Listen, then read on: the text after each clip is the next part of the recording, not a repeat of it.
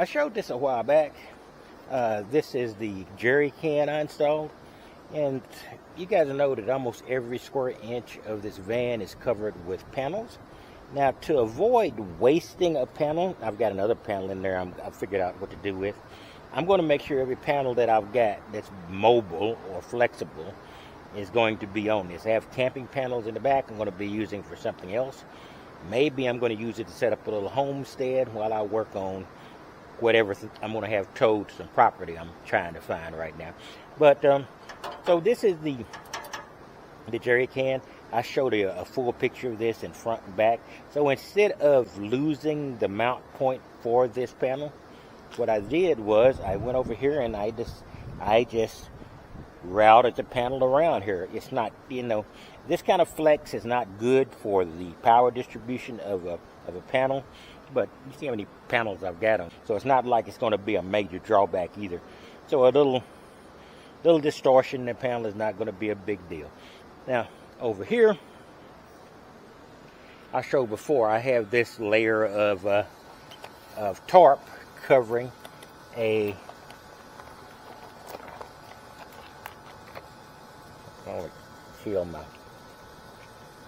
I got this level of tarp covering a bunch of wires. I'm thinking about, I've got another panel inside. I'm thinking about putting a panel over here and then mounting it with some of those very high powered magnets I've got over there, and just leave that panel sitting here. I've got to just make sure that those magnets, when I use these magnets, I really overpower the magnets. That's why the magnet that holds this is way more than necessary. I'm actually shaking the whole vehicle when I grab that magnet. So these magnets are not attached to anything, but once again, watch this, no give. I can shake the whole vehicle with these magnets. So these are the kind of overpowered magnets I'm using, like fishing magnets. So I'll make sure they don't come off. In any case, I've got another 100 watt panel that might just fit in here and cover these wires instead of this tarp. And then I will just loose connect it over there and then put some tape or something to bind it down so it's aerodynamic, so air can't get into it and have any chance of forcing it off. So that's basically what I'm looking at there. On the opposite side, this thing already has panels on almost every square inch that can have a panel.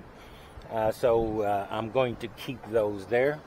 I'm not sure I'm going to have to use these monster magnets here to do this job, but in case I've got them, these are ridiculously powerful magnets, so I can use these if necessary. But like I said, my main thing with magnets is if I hook them so they're all the way hooked into one of the grommets on the panels that some of these have, so that if they do go off, they'll damage the car, but the panel will still hold it on. So it's all to make sure that nothing I do is danger to the public. In any case, this is basically all I was going to show you. This is looking pretty good. The jerry can be. I have to get this thing to flex out. I can almost pull the jerry can out physically. I'll unlock it, pull it out, and I can actually slide it up. I might scratch the back with this, or I can loosen it up a little bit more and pull it all the way out. But the jerry can is something when you put gas in here, you're not going to be using it all the time. In fact, the majority of people who have jerry cans on their outdoor vehicle, Jeep, whatever kind of terrain vehicle or truck they would have, it's not like you use that very often anyway. Just if you have, for instance, since I'd have trouble with the gas gauge on this thing, which might be something I repair soon, I would probably put gas in there if I was going a long way. On the outside chance that I might get a brain fart and not read the gas gauge correct, I'll have at least 2.5. It holds 5 gallons. At least 2.5 to 5 gallons in the jerry can. But normally on day to day, I'm not going to keep this thing full of gas.